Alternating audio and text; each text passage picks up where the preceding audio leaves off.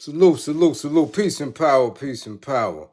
I thank the universal truth and the absolute laws of nature for guiding me, protecting me, and giving me the strength to endure the imperfect. I shall attack with vigor, making progressive moves. A divine mind knows, a divine mind shows. All things work in divine order. All things work in divine order. All things work in divine order. Peace and power to the people that struggle. Salute, salute, salute. As you come on in, know that this is a safe space. Know that this is a space of learning and getting learned up. Know that this is a space of educating and being educated. Know that this is a space of love, unity, conversation, dialogue, questions, answers, speculation. Know that this is your space. Know that this is a space where we build consistently as we seek a path to true liberation. As my classroom assistants come on in, please put all contact information in the chat for the duration of class. As my classroom assistants come on in, please put all funding information in the chat for the duration of the class throughout the entire class. Yes, please do. And if you or anyone you know is in need of anger management, please book an assessment. If you are already up under my fold, get your sessions in. If you or anybody you know, or you suspect anybody you know is in a domestic violence situation, right? An intimate relationship abuse situation, please reach out, book an assessment, learn the signs, be alerted, figure out what you may need to not only survive but thrive in that situation. Okay, we are here tonight. As you see from the title, it should be a very, very, very, very informative and very interesting class. So don't be foul. Let your classmates know that you here in class. Tap them, share. All of y'all should be sharing. It don't take much to share this class on your Facebook pages, on your TikToks. Cut it up, splice it, dice it, edit it, do what you want to do. This is your class. Grow the class. But before we get into the subject, which is going to be as about as lively as it can be. We're talking about Hollywood and the destruction of our people, specifically black men. We're going to get a little bit deeper than usual, okay? A little bit deeper than usual. Because we have to, as we always do, make these things crystal clear. We have to eliminate the debate about whether or not it is still healthy for us to be involved and engaged in show business the way we do. You dig? So let's get to it. First order of business is who is in class. Andrea Jones We see you. We see you and we are with you. We are sending healing powers your way as you continue on your road to recovery. We see you. We see you. Don't even stress it. Angel, salute. Bushhead, salute. What's good?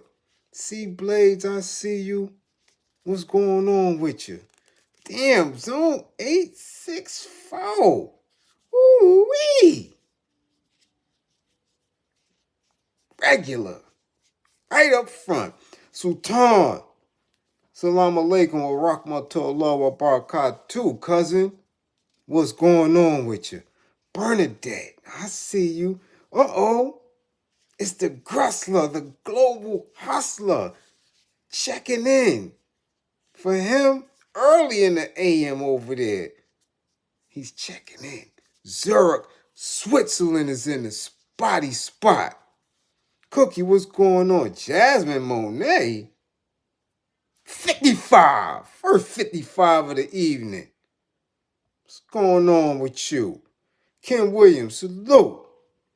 The intellectual soapbox. Yes, I'm glad and honored that you came through. Must have cut your live early, because you up in here. D-Fat, what's going on? Who? Michael. 55. Michael. TC.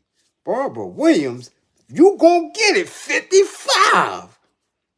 Ms. Williams. Barbara. You getting 55? And you gotta be in my age group with a name like Barbara. They don't even make Barbaras no more. They don't even make Barbaras no more. Fine ass cougar, but you gonna get a 55. 55. Kevin Willis. Jay. Memphis is in the spot. What up, J44? What's good with you? What's good with you? Mello. I see you up in the spotty spot. Sales, what's going on? I see you. Salute, salute, salute. Masha, much appreciated for the green screen. George Johnson, what's going on? I keep telling you I ain't never late. I'm getting it right.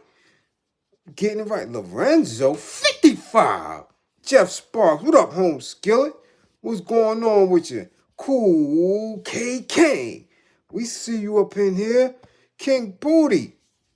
DV. 55.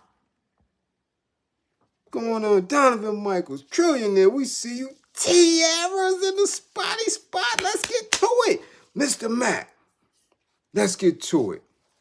Now, we have been witnessing a lot, and I mean a lot, of information coming out of Hollywood, coming out of the entertainment industry, period. Hollywood and the music industry. Van Rutledge, salute, peace and power. Jane, okay, I see you, Jane. What's up? Brown Visual, salute from Boston, 55. Midori, 55 for both of y'all. Yeah. And like I said, it's better late than missing class. Late you could be all right, but when you miss class, you get a 55. So, as we've been seeing all the disturbing allegations and news articles and people's YouTubes about melanated men, specifically, being brought up on these charges and civil suits. So far, not too many criminal cases, but still disturbing no less, because the majority of these people we have been facing or have been giving them our attention for shit, man. 2 decades? It's been, a lot to intake from people who you may not have trusted because we don't know them, right? We don't know these people personally. But in the allure of what the entertainment industry is, they hit a specific space in our hearts. and in our minds, where sometimes we give these individuals the benefit of the doubt, even knowing how off the entire industry is. I mean, we've been hearing whispers about it for quite some time. Okay? Quite some time. So now, for homework, and I'm telling you right now, for homework, I need you all. And this homework is easy, but it's gonna blow your mind, man. When I tell you it's gonna blow your mind, it's gonna blow your mind. Because everything that I've been saying, excuse me, everything that I've been saying for the better part of 3 years. And if you've been watching, I've been dipping into it on Facebook early on, as far back as 8 years, about celebrity and the industry. But you gotta watch this movie. Well, not a movie, it's a documentary. And maybe a few of you might have watched it, but if you haven't, this is homework, okay? You all gotta go and watch All That Heaven Allowed on HBO. All That Heaven Allowed Rock Hudson documentary. And when I tell you that shit blows your mind, when you are conscious, when you are woke, when you are totally aware of yourself and what has been going on. But it gives you, specifically you that's in this class, a very, very hard look at our folk who are in the industry and certain things that you will not be able to place doubt on. And it will help you understand how we got to this space, how Diddy got to this space, how R. Kelly got to this space, how Tory Lanez got to this space, how many of our people have met their demise, how Tiffany Haddish is in this space, and who's the other one? Lisa Nicole Carson and Maya Campbell, right? From the show with LL. Yo, when I tell you, this shit blows your minds. No. Man, listen, one thing we don't do in this class, we take all information. All information. Do you understand me? Not as a point of just, study, but for grounding, because we were not raised to look at Rock Hudson the way white America was raised at. Like, this man and his image became the face of the old faith. It lended to white supremacy and what we believed about them and ultimately believed about ourselves. You understand? When you look at this and you see the narratives that was pushed, the lies that were created, the fairy tales and the exaggerations of who the people were, it gives you a very clear look about what was going on during that time and what is going on right now today in Hollywood. And as I always told you, when we're talking about arts and entertainment, there's levels. Hollywood being the largest. Television next. Then you have the music industry, and then you have literature, right? The written word, books, nonfiction, right? Things like that. Different genres of literature. And subsequently, they go hand in hand and interchangeable, because you can have writers write nonfiction and skip over television and jump to the highest form or format, which is Hollywood. You understand? So we have to look at that and see how we were conditioned to believe in it and how it consumes us, to understand where these black folk are at in their lives right now, and why social media, especially our feeds, right, our timelines, is geared to make us not focus in on everyday reality. It's mean, man. And for somebody who had a father who always watched old westerns, black and white movies, and things like that, when you are of a certain age and awareness, and you start to watch those things and see how the narrative of these stories play into the politics and the laws which govern us, right? Come on, man. Just look. They took a Hollywood actor and made him president. Do you understand what I'm saying? We have to open up and understand these things, because ultimately, as I always say, white supremacy, the manifest destiny, this is a figment of the white man's imagination. And we fell into it, not only from a space of mystery and spookism, but from being beat and having institutions that physically starved us. So you begin to believe in that as a default, and sometimes as a coping mechanism to survive. You believed in Hollywood, you believed in television. Back in a certain era, they believed in the radio, because these were means by which they pushed out their agenda. So this is where we're at with it. And I believe that we were always in awe of it, because it wasn't a communication device. It was a watch me, look at me as truth device.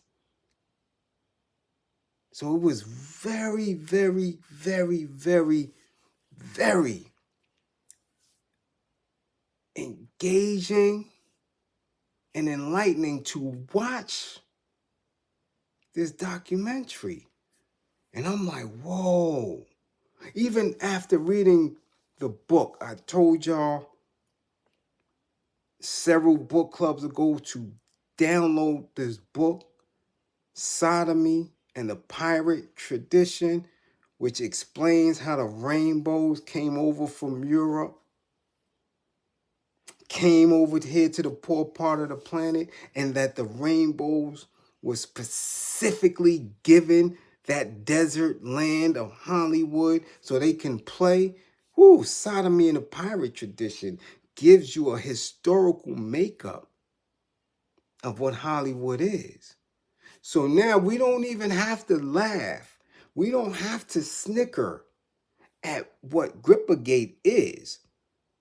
When it comes to truth and I, we absolutely know at this point that Grippergate is real and is in fact stronger than what we believe the spooky was, the spooky, the illuminate and all that.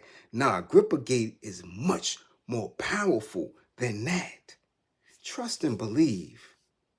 Trust and believe that, especially when it comes to us. So we're going to deal with it, and I'm telling you, from the perspective that people always try to throw in our face. The bag. You got to get the bag. You got to be successful. Oh, they getting to it. And Me knowing the evils of the bag, me understanding that the bag has always been the demise of our people because it encouraged snitching, it encouraged jealousy and envy, it encouraged thievery and rape and backbiting. You understand? That's what it does because it breeds greed and separation. But we're going to start from the bag and then work all the way down to why our people mental condition, why somebody who was, if we are to believe the press clippings, why a woman who would go from sleeping in a car being homeless to A-list status on award shows would end up driving under the influence more than once, risking it all. Why someone who would be in charge of hundreds of million dollars record companies, right, would act a fool in public and be accused of these things. Do you understand what I'm saying? If you're getting to the bag, if you're lit, if you're up, if you're in position, how do these things manifest themselves like that? So we have to understand the financial aspect. We already know, we know and understand that white supremacy is a figment of the white man's imagination in his mind. We already know that. And because of that imagination, they drew up all type of weird stuff. Religions, specific ways of governing groups of people, Hollywood, right? All of this is coming from his imagination. It is not real. There's no such thing as a supreme human being. We all bleed. Trust and believe. I done bled them a lot. That pistol upside the temple is going to bleed an old fate the same way it would bleed you or a yellow individual or red individual. That pistol work. Trust and believe. I did it. That thing right there, right here, right there on the temple, hard, gonna make the blood trickle of any man. There's no supreme being. So white supremacy is a figment of his imagination, and when we buy into it, a figment of our imagination. This shit ain't real. Okay? Yes, Cells. No one holds a monopoly on violence.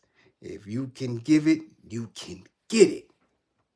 So I want you to understand this class, and I'm telling y'all, start ripping these things apart. I'm seeing everybody else get their classes or their bills or their interviews, whatever, and people just are sending them to me. I don't want to see that shit. It's not teaching me anything. You understand? So do what you will with this. I don't own it. I'm a vessel of universal truth.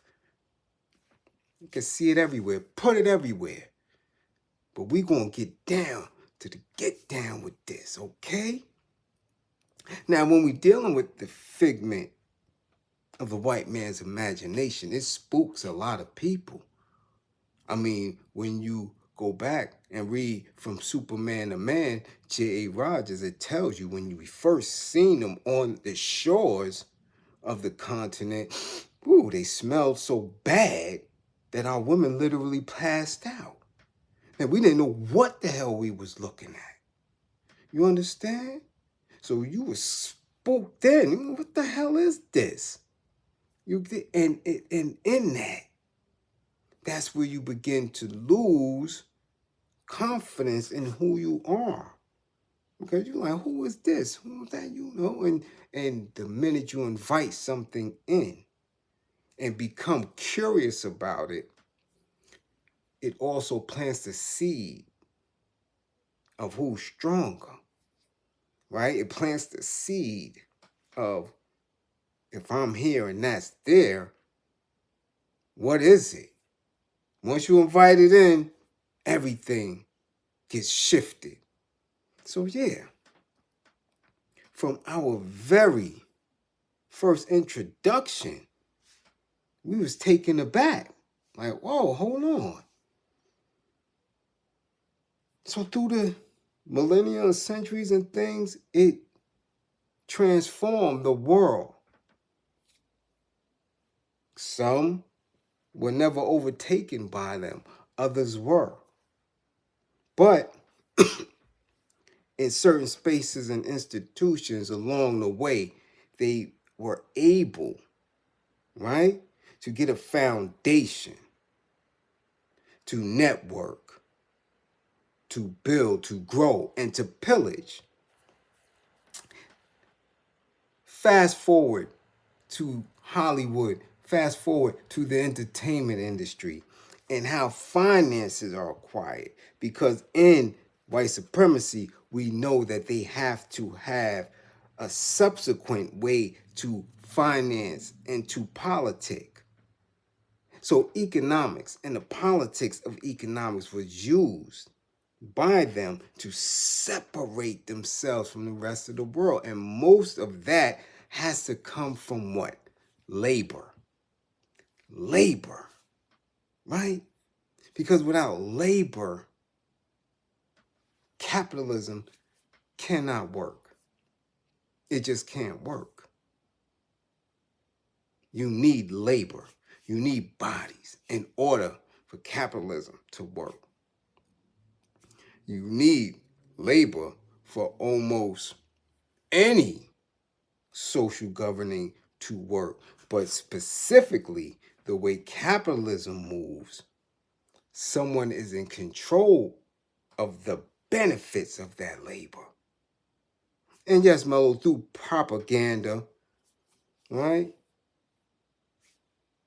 We know and understand that they allow the individual to accept a specific role in labor that dehumanizes him and pulls him away from any power, prestige, pride even.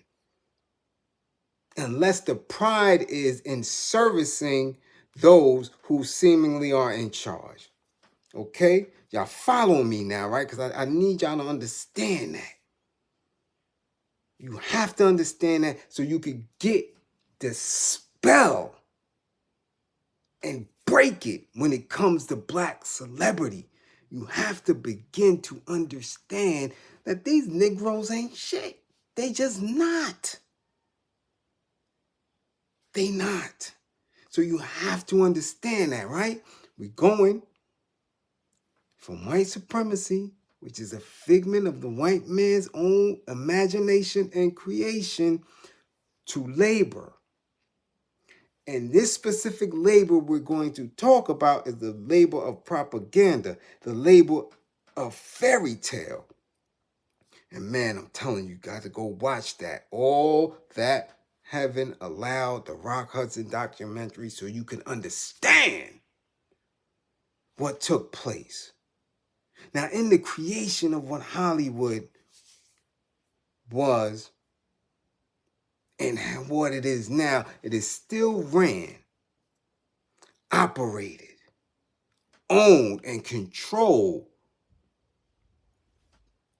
by white supremacists who are bankers. And if you've been in my class, you know who the bankers are, right? We know who they are. A lot of banker landlords in New York City. Y'all know who the bankers are, right? We watching the mall with the bankers. So that has always been who they are. When it comes to Hollywood, they formed it. They keep it moving as an institution created, owned by bankers. And in it, they are very specific in how they socialize, and how they love. Most of those bankers that built Hollywood as an institution were the original Gripper Gate, the original gatekeepers. Gatekeepers that love grippers. That's what Hollywood is. Gatekeepers who love grippers. Sans the title Grippergate Gang. And man, boy, did they have fun. They had fun out there in the desert of Hollywood. Digging grippers. Moisturizing grippers. Playing grippers. Sauteing grippers. Squeezing grippers. That's what they did.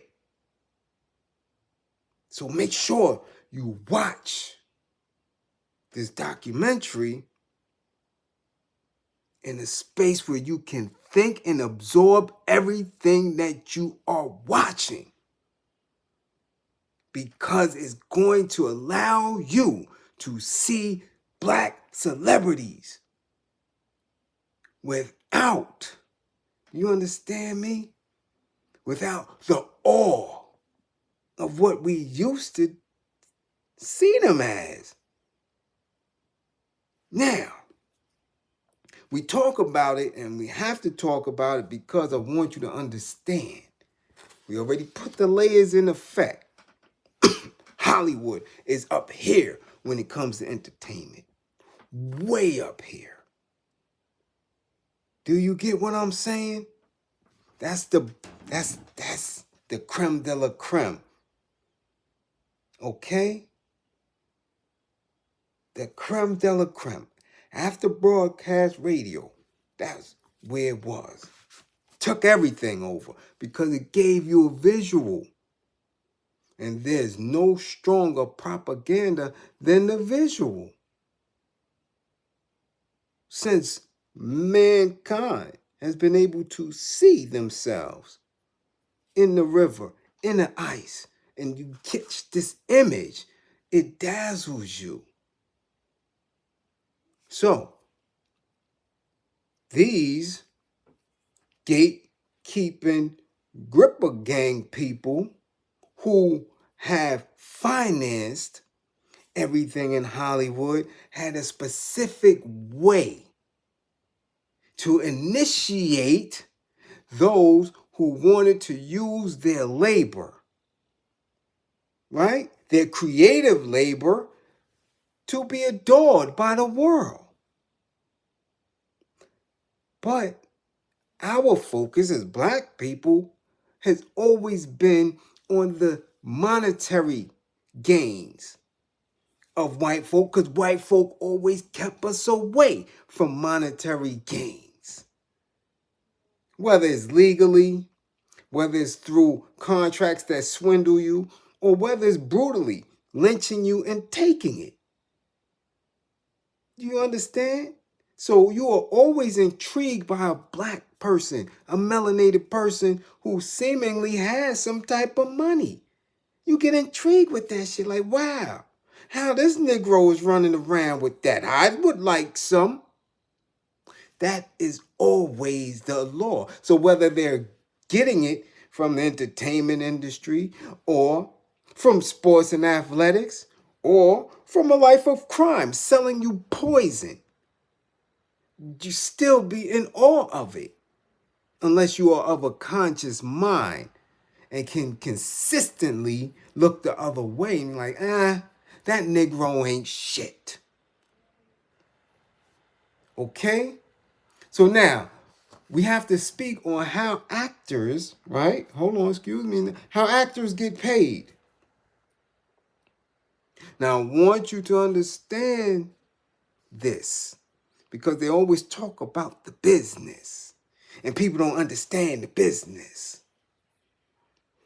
Usually, the only business that a melanated person is introduced to in Hollywood, on television, or in the music business, They're introduced to the business by way of their damn grippers. Oh yeah, you get a firm introduction. Especially if you are coming in on the creative level. And the creative level are always the lower levels. So let's talk about it. How do actors get paid? Okay? Here we go. And I want to make sure y'all understand this, right? The job. Because see, the job. It's not the star. Right? It's not, yo, he the man, he getting it. Acting. Everything in it is a job. These people have a job. Now you may say, well, he get 20 million in flick. This one get 10 million in flick. This one getting it. It's a job that somebody is allowing them, to have, to hold. You're being allowed. You're not coming through the door. Yo, I want this role. No. You're selected. You're chosen. And those who choose you are usually bankers of the Grippergate gang. So they're not just choosing you because you said you could do the job. No. We're going to use your labor to enrichen us, give you a little bit, and you're going to move in the manner of which we need you to move to push these ideas onto your people. And if you want to be selected without any problems, you will be one of us. And that's just anything. Just like ain't nobody coming to your house to get a Thanksgiving plate if they not your family. Right? Very rare you're going to have 30 strangers that's coming to your crib. No. You feed your family first. You feed your friends first. When you're even in the street, you ain't with that set. You ain't eating with them.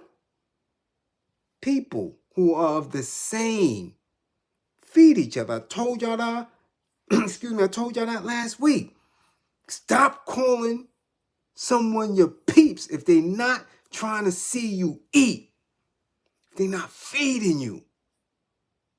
If they not eating with you. If they not showing you how to eat and get it. They not your peeps. I don't care if they've been around you 30 years. Your peoples keep you fed. Okay? So this is the job. The job. You'll make money doing the acting job depending on the contract. This can be a flat daily rate, an hourly rate, or once you become experienced enough, you may have a quote. The standard rate is called a scale, right? This is when you're hearing them talking about these strikes that they just been having, the scale, right? As an actor starting out, you could maybe average this out to $1,000 in a day, which ain't too bad, okay?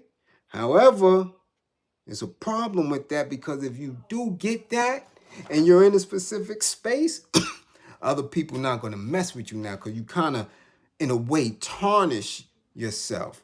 And we'll get to that, right? You could get booked for one day on a TV show and make $1,000. But then you'll never, ever work on that TV show again because you've been established.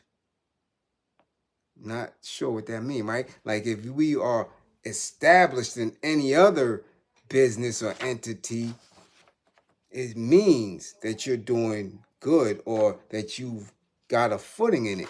Established, just like a lot of other words in the English dictionary or in different institutions take on different meanings, right? Because if I'm on the street, if I'm on a track and I'm campaigning, does that mean I'm running for office? Nah, if I'm campaigning and I'm on a track and it's the yellow stripe and I'm seeing girls and I tell you I'm campaigning, you would have to know what kind of lifestyle I'm in to understand what that campaign means. You dig? So it gets very weird. It gets very weird when you don't understand the people who you are around and the language that is being used.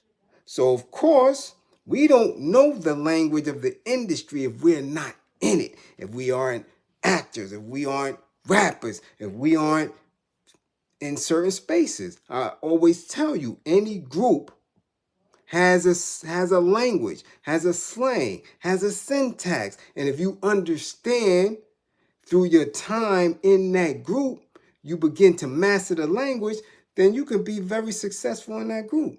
You could be a very successful Blood or Crip if you understand the language within that group. You can be a very successful rapper if you know the language among those peers. You could be a very successful cop, a lawyer, a banker. You have to understand the language of that said group. People outside of the group don't know the language because the language switches, right? So if you're not from East New York, you don't understand my language. I gave y'all that class before. If I talk in East New York slang, nobody would know what I'm saying.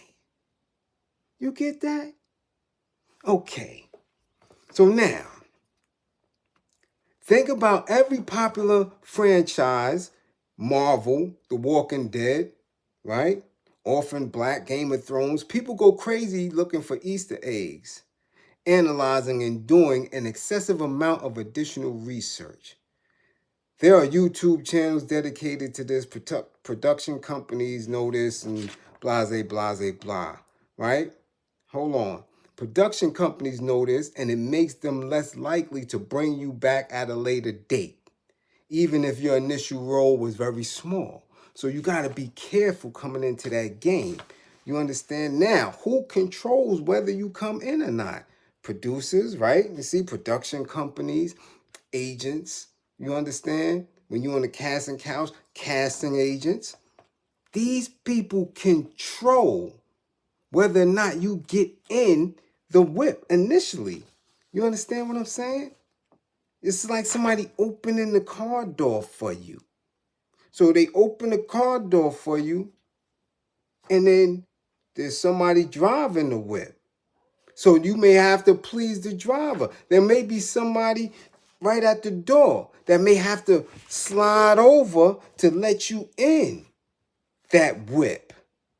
And you are at their mercy 9 times out of 10. So you get these little black melanated people from these little hick towns or these big cities that want to make it big in Hollywood. And they're going to do whatever they need to do to get in that whip because they feel that they're leaving a life of trauma, of poverty, and that they can make it big in this industry. Okay? So let's say you landed the role of tough cop in an episode of a TV show. That same TV show would be unlikely to cast you as an inmate the following season, right? Another example would be a friend of mine who was cast twice in the same show. During his second appearance, they cut every shot that showed his face because he had already been established the previous season. You understand how this works? Okay? This is mean because you don't have control over your labor. So in that, again, you see flat rates, daily rates, hourly rates. So you may see somebody, you seen them on TV. Oh shit, yo, I saw you. You was on TV. And they may have got paid $1,000 for that day. But they goddamn rent might be $2,700 a month. So in all reality, they starving. But you saw them on TV one night. And you're like, oh shit, yo, he on now. Okay? Now, that's the job. Then you got a residual. A residual is a payment you receive every time the episode, movie, or commercial that you worked on is aired. If you recorded a commercial and a few years later, it was shown somewhere else in the world or even again where you recorded it, you would receive a residual. Right? So this is when you see somebody like Calvin, the McDonald's dude. And people seeing Calvin doing mad McDonald's commercials. Or the Grippergate Subway dude. Or this progressive dude. You understand? This is something of a residual, right? Now, same thing with a movie. If you worked on a movie that has a release in multiple countries, you receive a residual for every release. You also receive residuals if it later aired on TV. So it's a lot of little intricate pieces to it. But in it, you don't own it. So you don't own your own labor. This is based on contracts. This is based on if you got a decent lawyer, a decent agent, right? A decent accountant. Because you don't know if they released that shit in Bangladesh. You don't know. So you're just an actor trying to get in. But to your people, to our people, we like, yo, son is getting on. He was on Martin 3 different times. And they're moving and they're growing. Now, do you always get residuals? No. They're actually becoming rare, especially for small roles. This is what it is. When you see a lot of contracts now, is you'll book a day or two on a TV show and you'll get your daily rate plus a 10% buyout. This means they pay you out an extra 10% instead of giving you residuals for the lifetime. Okay? This is what this strike was all about. This is what the strike shit was about. Now, when you watch the Rock Hudson shit, it's going to show you. And it's not going to play with you. It's going to specifically state that in order to get into these movies, in order to get these roles, in order to get on TV, they had to go through the Grippergate initiative. They had to get their grippers handled. And this was white men. White men. The oppressors. The dominators of the planet. White men, if they wanted to work in Hollywood, in movies, if they wanted to get on TV, in commercials or television shows, they had to go through the Grippergate gang. Period.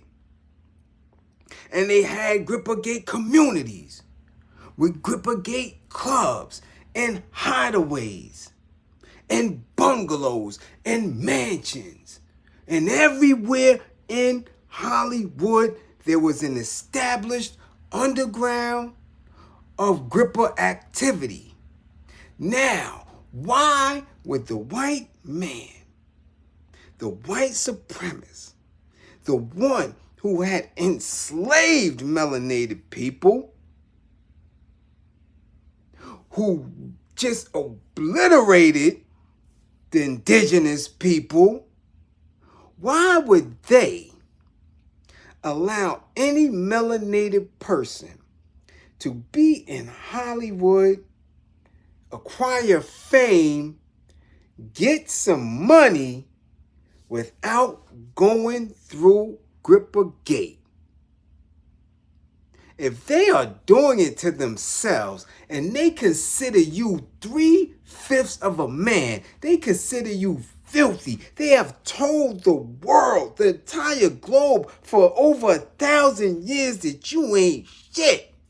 Why would you sit here and believe that any melanated person can go through Hollywood without getting handled?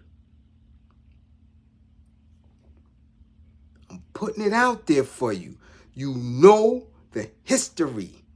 You understand. In this class, we understand what the white man believe you are. Okay? Do you understand that? Do you understand that? What would cause you to think for a small second that if Rock Hudson, the face of white supremacy, the face of ideal, the face, the image, huh? Do you understand that? That he had to go through bankers and get to getting in some grippers himself? What would make you think that any melanated person wouldn't have to go through that? They had us in a position where you couldn't even go in the same damn bathroom, that you couldn't drink from the same water fountain, that your ass couldn't get caught in a sundown town. And you think that they could just walk their ass through Hollywood, get in a movie, be on a TV show, and get a bag and just come back to the neighborhood, come back to the community? Oh, no, no, no, no, no. How many of you work for Target? Have y'all ever seen the owners of Target? How many of y'all work for Walmart? Have any of y'all been to the Walton's house? Any of y'all work at Trump Plaza? Can any of y'all ring Trumpy Trump on the phone? No. No. So what makes you believe that these melanated men can stand arm in arm with music moguls, with music executives, with TV producers who are bankers and known to indulge in lubricated gripper games, that the black people standing next to them, that they entrust with millions of dollars and say, here, run this little small imprint? You think they not getting them grippers? Come on, yo, you ain't that slow. It's a whole lot of funk going on out there. And it has been. This is not new. And we're going to come on up to the present day soon. But I'm telling you, you watch that documentary and you're going to start looking at these black folk different. Because you have to. Now, how does one make money in the music business? The only way you can make money in the music business is through music publishing.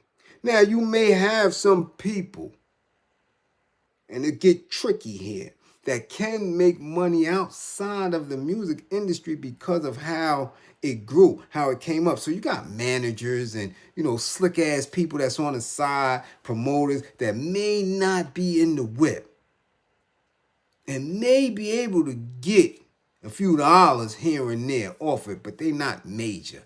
If you see a major manager, he's in the whip. Trust and believe.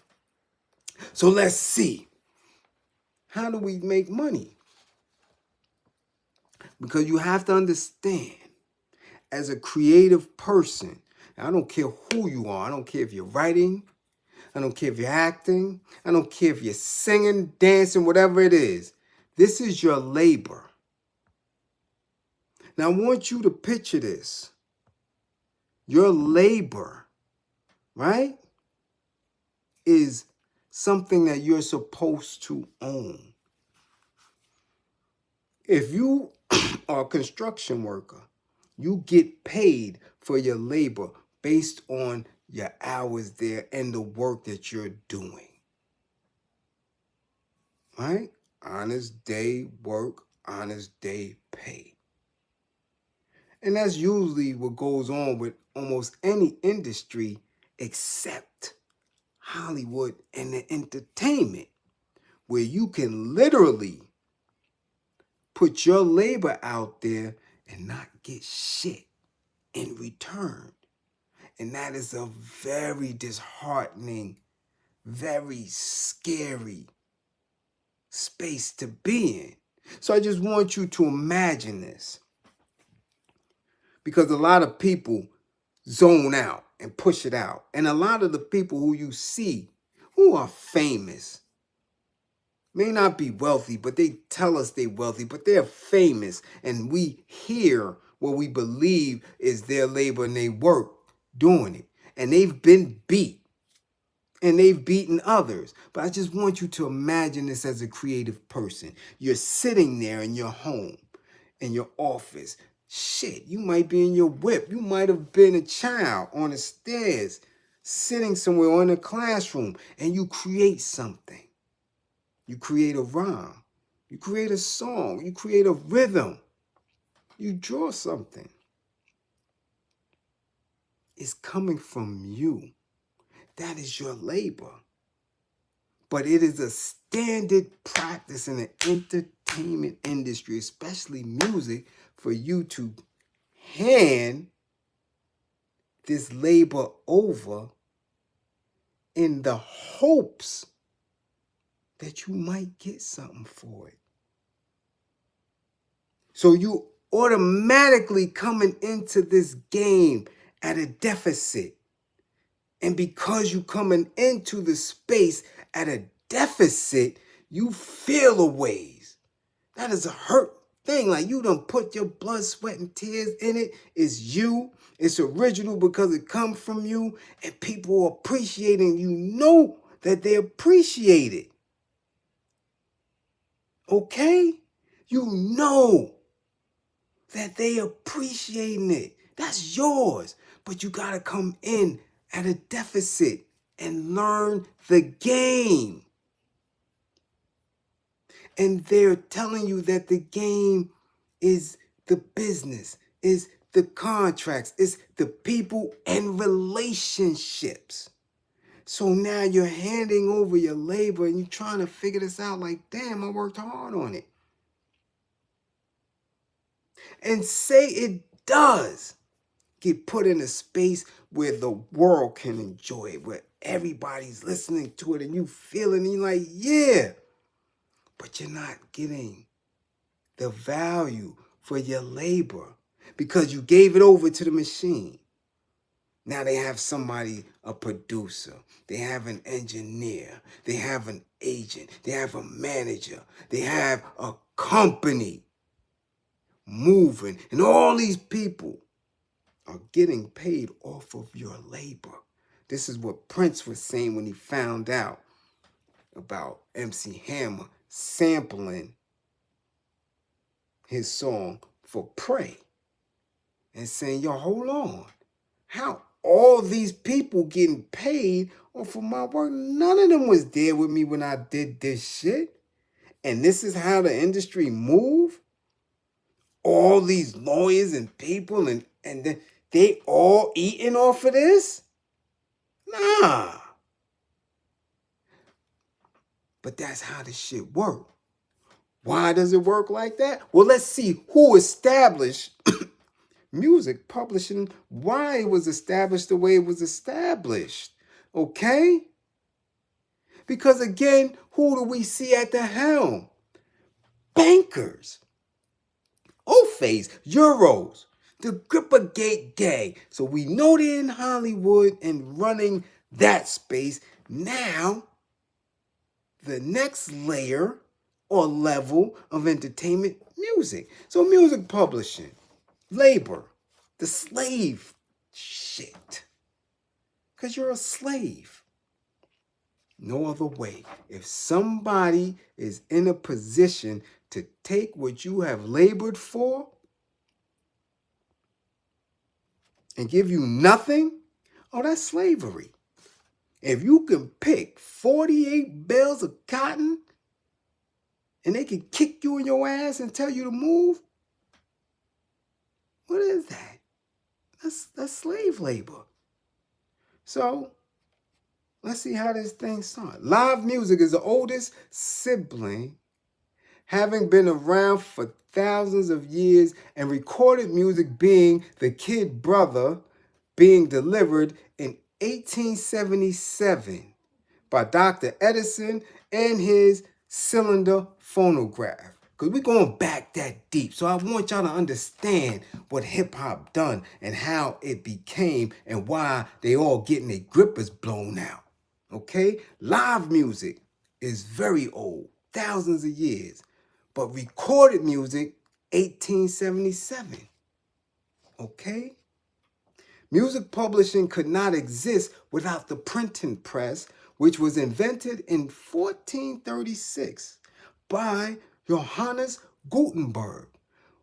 It don't say nothing about nobody over on the continent. Okay? I just want to make that clear.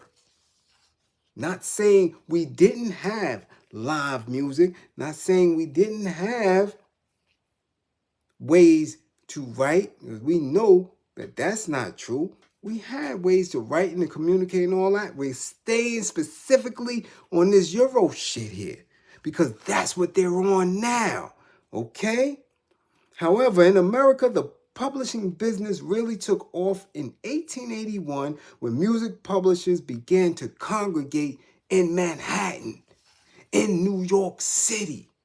So again, to you Southern folk and you folk out West, no disrespect. But this is where it was at. Which is why hip-hop was birthed here. Because we had significant knowledge through trauma, through trials and tribulations of the music industry, while y'all had Hollywood. You see what I'm saying? You see why the music is so different coming from Cali? Because it was more instrumentation. Do you see why their videos are so much more produced and graphic and detail? Because they from Hollywood. So they always had access to cameras and music studios, recording studios and such. Okay? So we know that Hollywood is Grippergate Gang Central. Know that. And when you watch the Rock Hudson show documentary, you won't see. Okay? Now,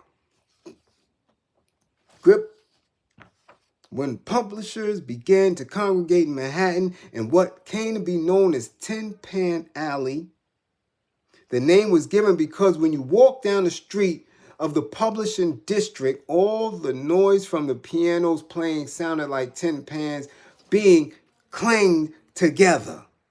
Okay? The popularity of sheet music propelled the publishing industry into its heyday, and there were three main factors for this. Most of the U.S. population did not have access to recorded music yet. 2, pianos were relatively inexpensive at the time. So many U.S. homes had pianos. And 3, the rise in popularity of music theater. Okay? This is where it went. Publishers up until the 1940s were the most powerful people in the music industry. Most singers didn't write songs and were at the mercy of publishers to get the good songs. You understand that? Now, these is white folks. These are bankers. These are people who are making their dreams come true. And if you wanted to be in that clique, you was in Grippergate, okay? Because the other people who were molding and shaping what America became and was going to become at that time were people who were industrialists, people who were in the industries, right? Who were in copper and coal and construction and steel and armed forces and things. These are the people. They didn't look to the music industry. That was, they knew that Grippergate was going on in that space. When you watch the documentary, you're going to see nobody wanted to be engaged and involved in the entertainment industry because they knew what they were doing. Right? Publishers' power made it nearly impossible for songwriters to exploit their works. Though sheet music sales declined when the radio began to proliferate the American home in the 1940s. This shit is brand new. The 40s. Damn it, my pops was born in 49. This shit is new. Okay?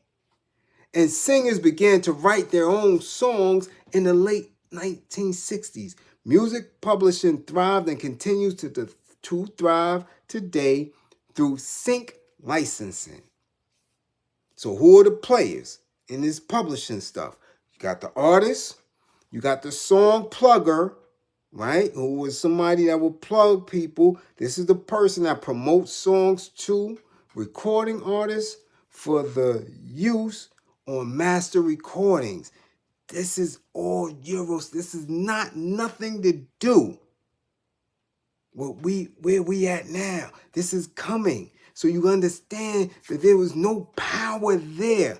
Nobody black was in power. And when you keep watching these movies and they keep showing you Ray and Stack Records and all that, they had who at the helm? Bankers. Bankers. And those bankers in the music industry were family or in relations with Hollywood because it had to blend and mix. Remember, this is the means of everything was the radio in the 40s, okay? The producer, you got the artist, the song plugger, the producer, the person who oversees and guides the technical and creative aspects of a recording or live production of music. The technical setup and sonic direction, musical considerations such as the arrangement and the instrumentation and management of schedules, personnel, and budgets. That's the producer, right? And they did little shifts when it came to what we know as hip hop. You threw an A&R in there. You threw certain people up in it. But that's the producer. Then you got the publisher, the person or company taking responsibility for administering, exploiting, or protecting songs, scores, or compositions that they own or control or on behalf of others. Right? If a writer controls their own publishing, the term self-published is often used, which was rare, still is. Okay? But this is why I told you, you can own your masters, but if you don't have the administrative rights, you ain't doing shit. Okay? Do you see how this get real funny? So now you have to look at certain people a different way. Okay? Then you got the distributor. Then you got the performance rights organizations. That's that ASCAP. That's BMI. That's CSAC. That's all these things that you keep hearing. Right? These folks represent songwriters. Represent.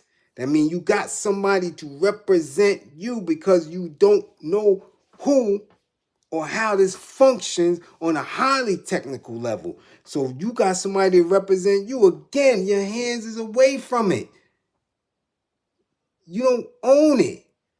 Composers and music publishers on a non-exclusive basis in the negotiation, collection, and distribution of musical performance license fees. You don't understand it. Okay? Especially if your dumb ass, it was a high school dropout in the street selling bricks and keys. So when I keep telling y'all that these dudes are not making deals, they don't understand the intrinsic parts of this. They don't. They don't know what that is. A lot of them, as we see today, are barely speaking English. No slight to them, but that's just what their conditioning was. Okay? Then you got the publishing administrator. You got all this other shit, and then you get into royalties and copyrights and all that. Okay? Which again, they don't tell you about. Nobody's interviewing these individuals about it and asking them in depth how it works because your artists don't know shit. They don't know. They can't tell you that. Because if most of them did know and they studied it, they wouldn't be artists anymore. They damn sure wouldn't do that because the artists are always the last ones to get paid. Excuse me. If they get paid at all. Okay? So I want you to keep that vision in your head now. Hollywood, entertainment industry, music. None of them owned, ran by any of us at all. At all. At all. This machine has been established. Salute, D. Haven, salute. Peace and power. Do you understand that? We don't own anything. None of it. So however they tell you to get in, that's how you getting your ass in. Am I making myself clear? We 72 minutes in. Do you understand what's going on here? Am I giving you a clear enough picture? So you can stop looking at these people in awe. These people that don't give you shit because they don't have shit. And that they've been so abused and manipulated and beat up by the industry that they resent you for not sitting in that pain with them. So they ain't giving you shit. They don't even give their families nothing. You gotta understand this shit. So let's go to ASCAP. So last thing we're gonna build on real quick before we get into why Tiffany Haddish is under the influence. Why Aaron Hall is about to be incarcerated. Lucky if he don't. But we gonna see, right? Why Lakeith is in knee-highs. Why Lakeith Stansfield is in knee-highs with his leg crossed and shoes on. We get into that, but now we went from Hollywood and working scales, right? And residuals and grippergate and casting couches. We went to music, right? We already broke down where publishing came from. Now let's get into ASCAP. ASCAP, right? Let's check this out. If music did not pay, it would be given up, right? Now this is an associate judge in a landmark Supreme Court case, because everything the old faiths do is based on law. Whether you believe it's maritime law or whether you believe it's in land law, it's in law. So anything you want to know is in the law books. It's like when these dudes be talking about how real and how official they are. Take your ass to the law library and look up their case. Every case is in there. Every case is in there. I learned how the feds, right, changed the way the prisons. Do you understand me? Changed the way how the prisons was classified based on George Jackson's case, based on Jonathan Jackson. That's a mean case. And it goes into Bobby Seale's case and how they were shackled in court. Until then, the feds didn't have all the way they classified their penitentiaries. They had to restructure all that. Because of how George and Jonathan and the BGF got down. You can read any case, especially if it was appealed. So we're going to go into this right here real quick. ASCAP. Right? Justice Holmes. Justice Holmes wasn't referring to musicians themselves in that statement, but to places or business in which copyrighted musical works could be heard, whether such music was live or recorded, and critically, whether or not it generated direct revenues. Whether it pays or not, continued Holmes, the purpose of employing it is profit, and that is enough. So this went all the way to the Supreme Court. They had to establish how someone who considered themselves a creative, a person who makes music, can get paid off of their labor. So this is where ASCAP joined, because there were other publishing houses. And those came from Europe, London, England.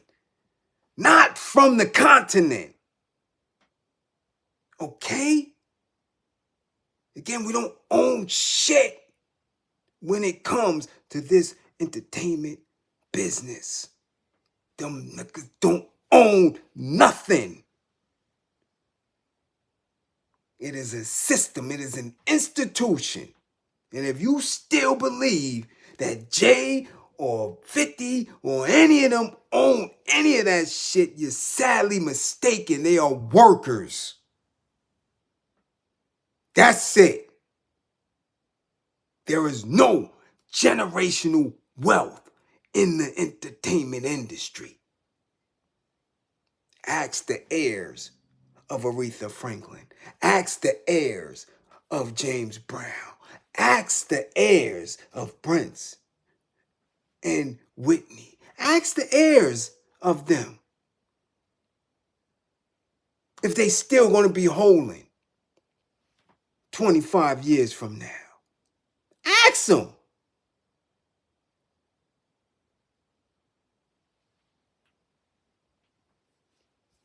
Okay? As we all know, $1 million now damn sure wasn't what $1 million was 20 years ago. I'll tell you that shit. You could get a $600,000 home and be twisted living in Brooklyn quick. So all that, this is worth 100 mil and all that shit. Yeah, keep thinking that that shit is enough bread. Sadly mistaken. Okay? All right? Now, this case represented a much broader victory, however, for the new organization of which Herbert was head, right? The American Society of Composers, Authors, and Publishers, ASCAP, which was founded, February 13th, on my birthday in 1914. You see what I'm saying? Among the founding members of ASCAP were the musical giants of the day: Irving Berlin, James Weldon Johnson, Jerome Kern, John Philip Sousa. Circa 1915, songwriters like these made their living primarily from fees earned through the sales of sheet music. Protection from unauthorized printed reproduction of their compositions was a right clearly established under U.S. copyright law, but it was a novel contention at the time that the composer had a further right to a share of any other revenue stream to which his work was a contributing factor. Okay? Now, you won't see no melanated people up in that. You had to be allowed in, and to this day, you still have to be allowed into these societies. You have to be allowed, and sometimes you have to pay to remain in. So again, you can take your hard-earned labor that you got, that the universal blessed you with, and put it into that system. And from the very instant you put it in that system, it is no longer yours.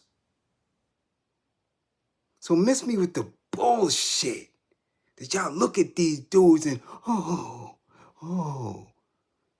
the great, the GOAT, while they doing the most heinous shit to women and kids and to themselves. They don't own shit, and they're automatically on some sucker shit going into it. Because I don't know anybody who would take something that's theirs, give it to somebody, and they tell you, all right, I'll see you later. And they go and they do their numbers with your stuff and telling you they're going to see you later. Chill. We be back in 90 days or 6 months if we bubble it. If. And the determination of if they bubble it is if you allow certain other individuals who they rock with to get up in your grippers. That's what's going to determine whether or not your song is #1 or in the top 10. Because you built relations. Do you get that? I need to know, do you understand that? That this is where we at with it now. Now again, Irving Berlin and these dudes were composers. Remember, they saying sheet music. Sheet music. Written notes, right? A flat, C minor, and all that shit. Do you get what I'm saying? Written music, musicians. Putting scores together for television shows, for Hollywood, for movie, for commercials. Lawrence Welk and all that live music. Cab Calloway and all that live music. And in the course of the evolution of music, we get to hip hop.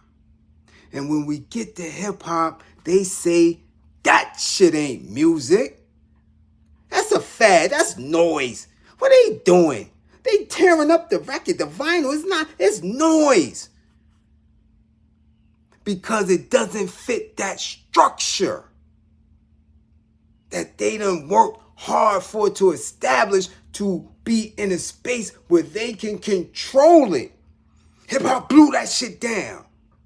Why? Because we had the energy to say, yo, we want to hear that shit because we was in the park jams with it. We was in the schools with it. We was in the staircases with it. Dudes are spitting, beatboxing, breaking, craft, all that. That's our shit.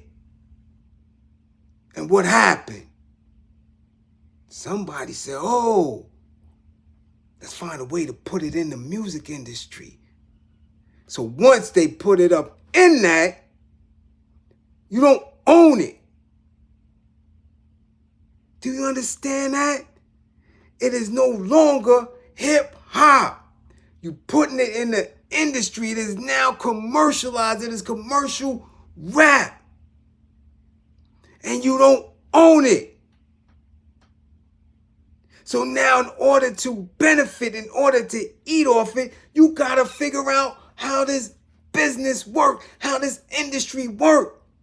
And the industry is ran by bankers who like grippers.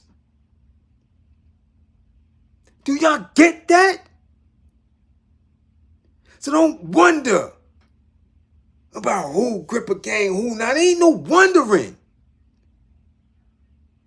Because those who established Hollywood, those who established these record companies, those who run the means of getting the finances out of it are all bankers. They're all in the gripper gate. So you don't have to question it. Do you get that? Now I done took y'all from Hollywood, white supremacy, and the bankers all the way up until hip-hop, into what we're seeing right now. Now the games, the allegations, the assassinations, and all this shit that you seeing from melanated folk, our folk, never mind them. They are involved in it at their degree and at their levels, and they're going to keep doing it because they have a knowledge and understanding of it. So if you see news of Elvis getting his back blown out, it's regular for them. They don't care. They know what it is. And when you watch the Rock Hudson documentary, you're going to understand it. That this was an understanding. This was a manifestation of who they were, how they identified, and it's going to show you when I told y'all about bare-chested men with their nipples out for the world to see. That was a design. And why now they're making sure that they're showing you these melanated black men in commercial rap in that disrobed state. They're showing you, here, he's with us, whether he's telling you or not. And every dime that you give him, he makes sure we get.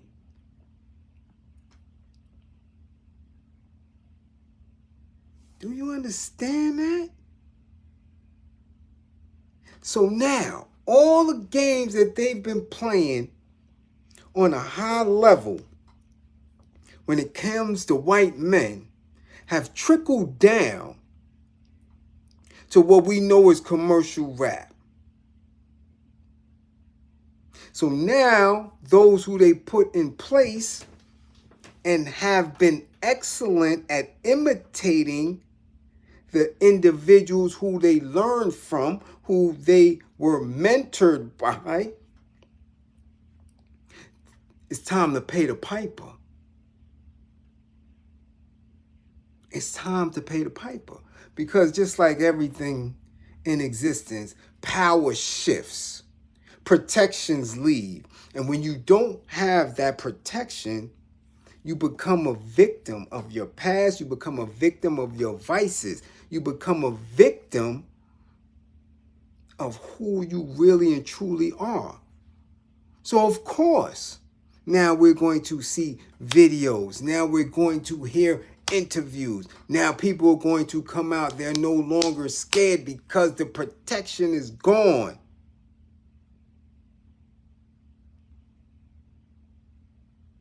This is where we at with it. So now, ironically, you got the euro. whose platform has been interviewing everybody. And people consistently saying that this individual is not an agent. But everybody, whether you're a rapper or an athlete or an actor or now an R&B singer, done said some of the most incriminating shit on that platform. And now Aaron Hall is the latest victim. However, when I did see that some years ago, I was dumbfounded that this R&B singer could be sitting with an international pimp talking about other men watching how good he throws it down and seeing his member. I'm like, well, damn, that's Grippergate. I said that years ago. Aaron Hall lets people watch him. They seen him. You called these names out so they seen you. And you're saying this on this Euros platform. I was flabbergasted. Oh, shit. This man is saying that he's involved in orgy, sex, with internationally known entertainers watching him,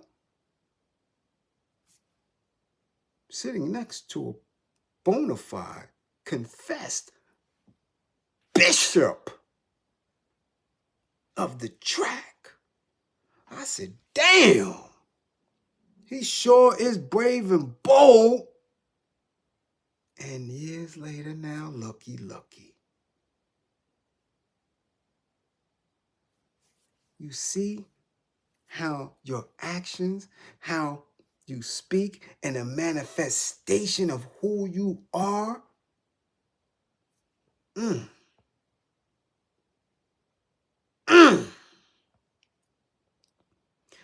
This is the entertainment industry. This is what it is. And it has been used to checkmate black men. Aaron Hall, Tory Lanez, Trey Songz, Puffy, Shine. We can go on and on and on. On and on and on. These individuals are victims because they no longer fit a standard or an image of black heterosexual manness that our children can look to and feel comfortable in saying that is who I need to be like. No revolutionary in that, no liberator in that. But their images is pushed onto the world so they can view us as less than. Yeah, we may not be whipping them on plantations while they pick cotton, but we're going up in there behind just so they can rap on records or sing. What's the difference? I mean, what's the difference? You think it's a reach? It's not a reach. A slave is a slave, whether they picking cotton or picking beets. When you don't own your labor, that's who you are. I know sometimes you say, damn, Bliz. Woo! Woo! Yeah. Uh-huh. You hear me? Whether you picking cotton or picking beets, if you don't own the labor, your ass is a slave. So would you rather get picked to pick cotton and get whipped, Or would you rather pick beets and get them eggplants between your grippers? Man, what type of dilemma are these men under? But again, it's the imagery that hurts us all, because they never have put somebody in that space that excelled to speak of our greatness, to speak of our courage, to speak liberation and self-determination into our peoples. Right? They use the industry to checkmate us. And now they got our women doing it. Did you see Tisha Campbell? Did you see how she dehumanized and humiliated her dead father and made a joke out of what he had in his belongings? Are you serious? She tried to attempt to dehumanize him, his legacy, because he watched porn. Wasn't none of that porn rainbow porn. Because her father grew up in a certain era, and this is what you find in his belongings. You clown him and call him nasty instead of keeping your mouth shut, gathering his belongings and you holding that information. Why should that ever reach social media? Because there's an agenda. The way her husband treated her, she took it out on her father. But y'all don't hear that. Nah, Bliz, you wildin'. No, Bliz, you wildin'. There's no connection in that. Because a rainbow alleged man treated her in that manner. She disrespected and desecrated her father's legacy because he watched porn.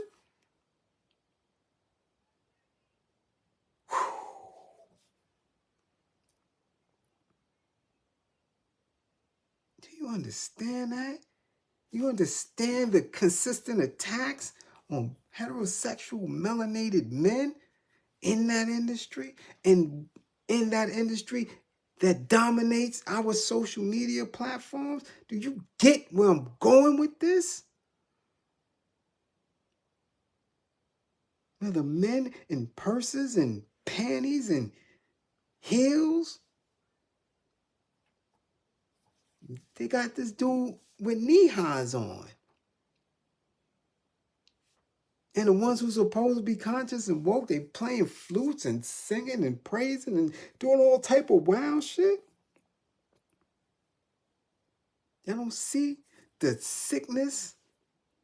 Y'all don't see the off balance. Y'all don't see the depression, the drug addiction. Checkmate, yo. Checkmate on the chessboard.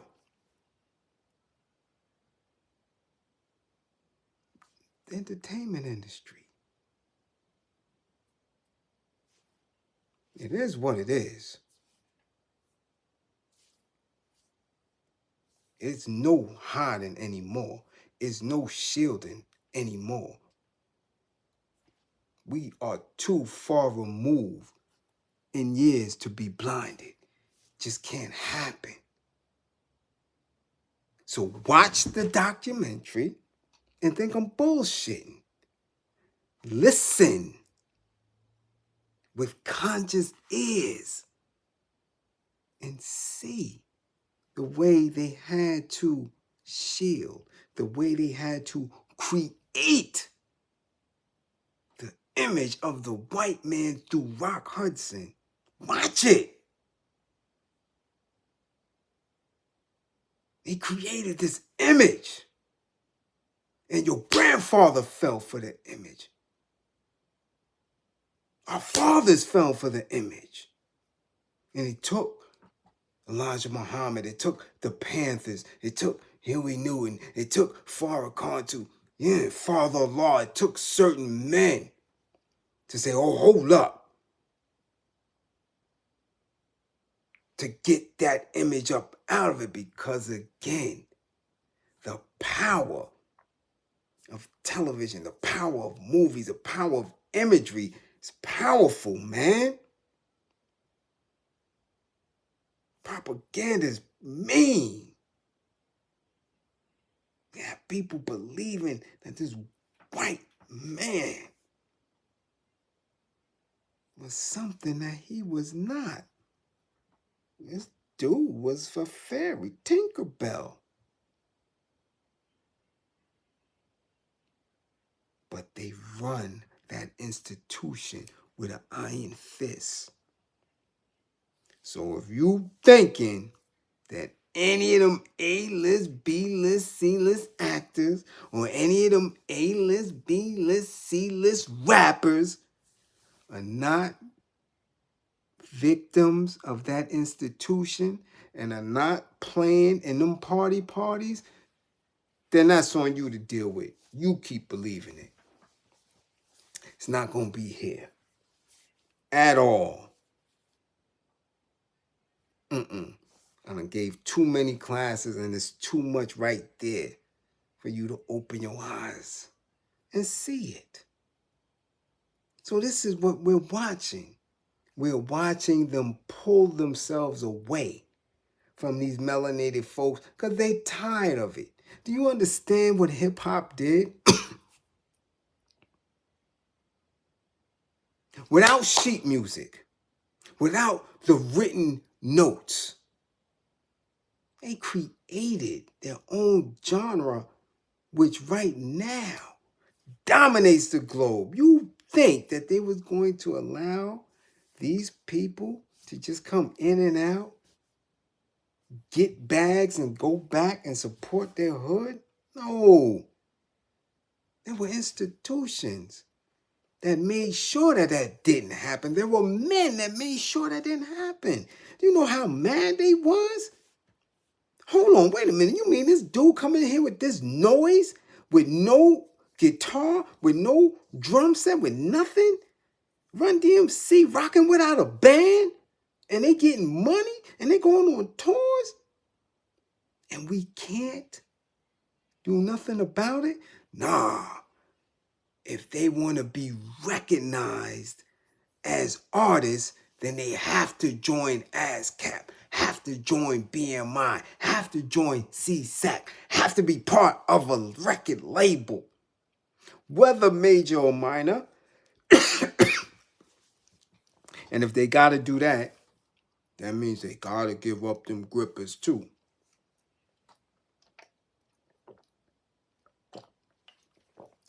Hey, I'm just telling you what it is. It is no way in hell that you're going to be independent and get that bread.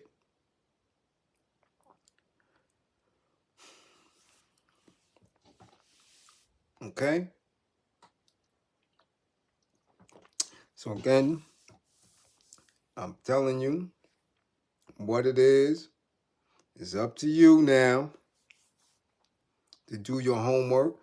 It's up to you to believe in yourself the way I believe in you. I believe that you will see the light and stop idolizing these clowns. I believe that you will see the light and know and understand that once these allegations are made about certain individuals, you shouldn't be looking at them. You shouldn't be standing there.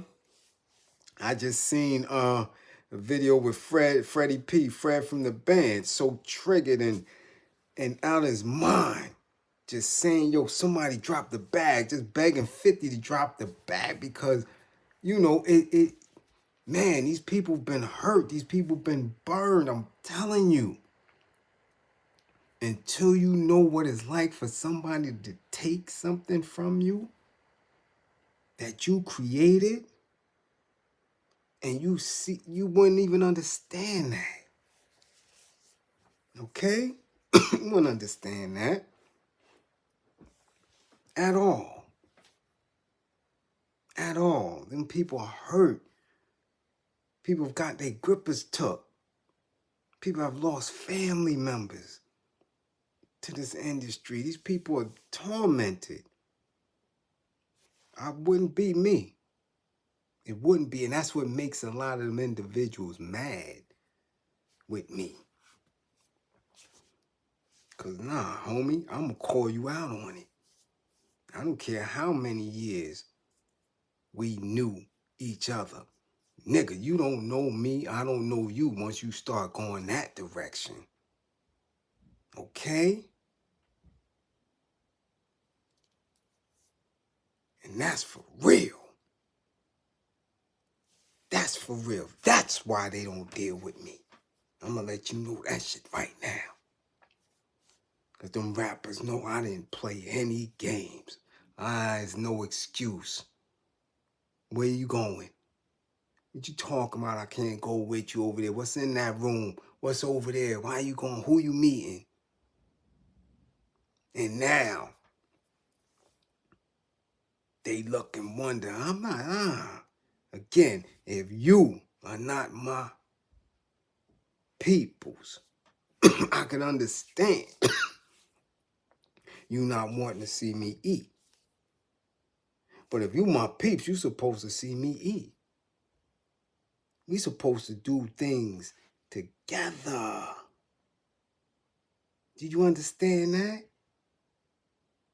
If you can call me to hold a pistol, if you can call me because you could be safe in the streets and held down, you should see me. You want to see me eat.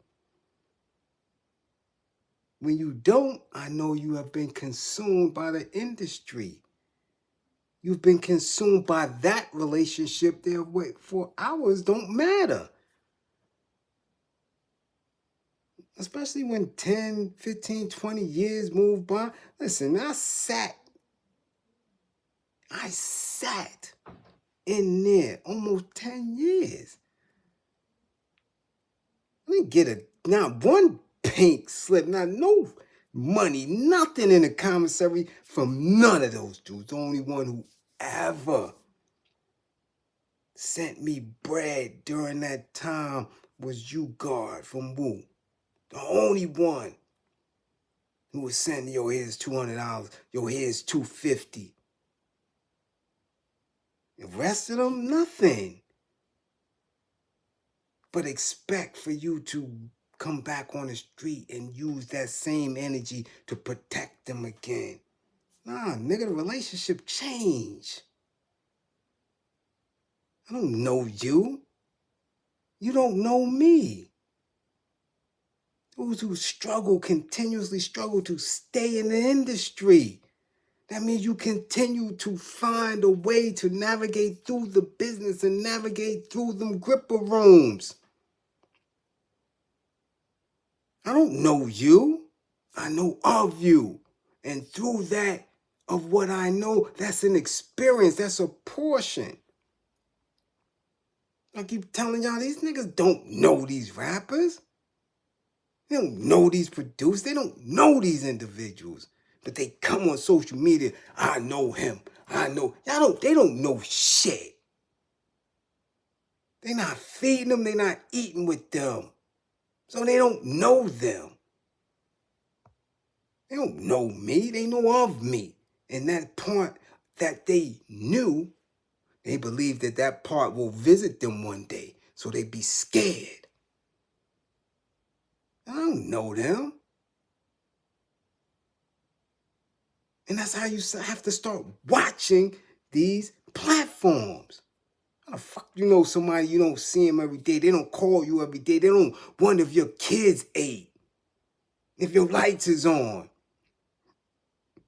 That's when you somebody peeps. That's when they know you. Because they making sure they shit on. They making sure the nigga that they in the whip with every day, they shit is on. They making sure that them old phases paid and that they thing is on. So then you ain't even a third or fourth leg. You somebody that they knew. You don't know them. They don't know you. There's a growth. And if you have grown to an awareness of self, to a consciousness of self, where you are sustaining and you are making sure you own your labor outside of what these oppressors have given you. You've built yourself up and you stand on yours like a man. Ain't no nigga in the industry could ever tell you nothing, because they bending over for it. It is what it is.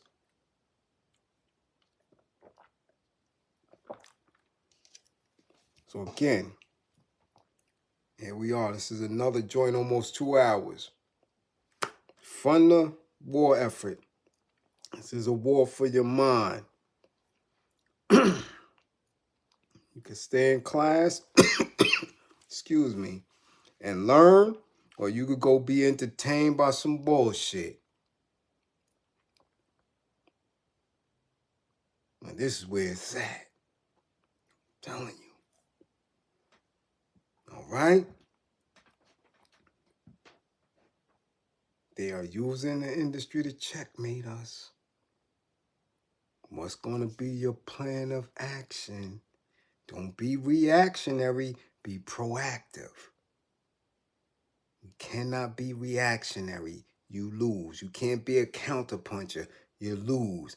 Be proactive, be progressive, be first in this war. Okay? Because we have no other choice. It's just that simple. Stop allowing these individuals who lay at the feet of some very weird men. Clive Davis is weird. Damn sure. Jimmy Iovine is weird. Damn sure. A whole lot of these individuals are very, very, very weird. And y'all keep thinking that these black ass boys that's sitting around them, these boys to men, how can you be mentored by a white man, a banker who is sweet? How can you be mentored by him for over 20 years and you not be weird? Don't work like that. Don't work like that. Whatever you've been involved in 20 years, you become. Simple as that. So you gonna look at these old fays and say they weird, and you not looking at the black dudes that's been with them, getting them money, eating with them, praising with them? They ain't weird? Shit. Time to cut it out. So again, classroom assistants, I see y'all holding it down. Keep pushing. Sooner or later, we gonna do what we do. Trust that. We'll do what we do. They could keep playing and keep not doing what need to be done. We got this though. Trust and believe that. Make sure you come back to class with all 10 fingers and 10 toes. Be safe out there. Mark Miller, Bliz, appreciate you. It is realistic to say that in order, or is it realistic to say that in order for black people to be free, we gotta have to, excuse me, we're gonna have to overthrow white folk? Definitely. They're not your friends. They overthrew everything else, right? Or they continue to. You trust them? Nah, I know you don't. You in class too much. They can't be trusted at all. At all. Tiffany is a product of abuse. Sells. She's a product of abuse. She's been abused and in a space where you're able to adapt to the creativity of what the industry had. They built her up to be who she became and took away the protection. And now her mind is gone. Mind is gone. It's time for, excuse me, every 10, 15, 20 years, it's time for a tragedy to happen on that high level. And you're watching it. One of them is going to have a very, very tragic demise. And she has no more protection at all. You don't go from homeless to A-list to consistent prison cells. Don't happen like that. Definitely doesn't happen for a melanated woman. Not gonna happen. If you could recall, there was excuse me, there was a skit with D. Springs, Tiffany Haddish. They were all in the same skit. They were all at the same level in their comedic careers. Why was she chosen to take off? She's not any more funnier than anybody that was in that skit. Remember, she was talking to him, and there was a skit of her teaching prostitutes how to get into the workforce, right? All of them. Go back to that skit. You'll see all these comedians in there, all of them females. She was selected. And maybe because of her abusive background and, again, how she was introduced into the Grippergate gang. But once that protection is gone, you out of there. Now you become a victim of your vices. You become a victim of your mental imbalance. Because there's no more structure in that, because you piss somebody off. Or maybe it's just as simple as you not being a earner.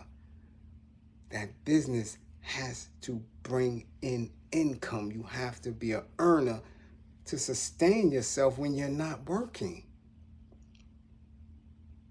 And remember, Hollywood was down for quite a bit. And when Hollywood is down, Black Hollywood is down. Where do you think these people get money from to eat on a daily basis, to put in their cars, to pay their mortgages? You're done off. So you're at the mercy of some producer, some investor, some people who want to have their way with you.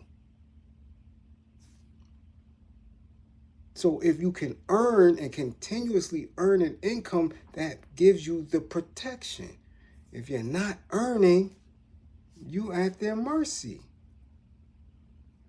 Damn, man shot in East New York on Citizen Avenue. Yeah, okay, y'all. Again, thank you for coming through and being part of this class and educating and being educated. What if Clarence Avant was holding Black Hollywood together? How? They smoked his wife. He wasn't holding together. We have to, again, stop believing black folk is powerful in that shit. You ain't powerful in that. You protected. Protected. And why would he be able to hold it together?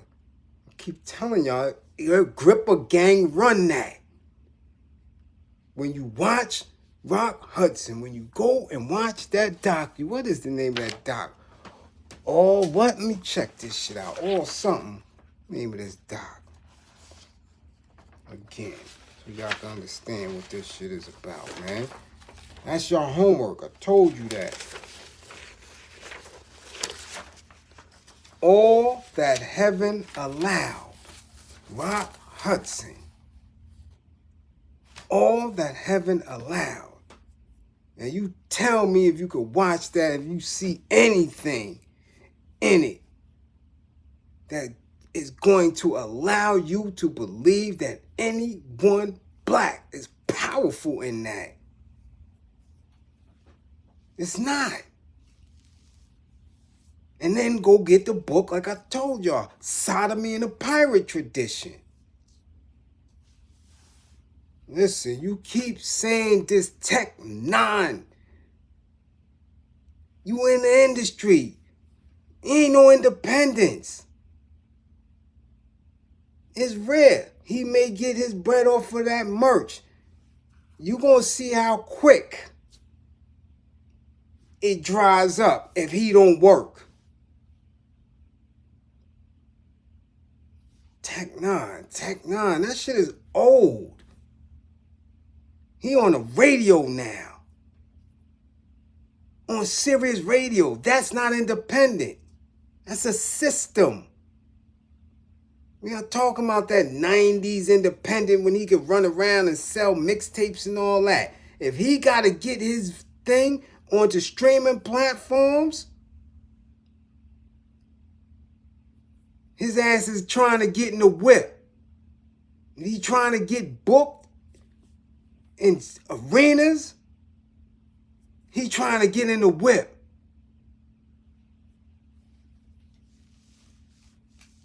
Telling you, ain't no more of that. That shit is done. Done. He had his run. It was fun while it lasted.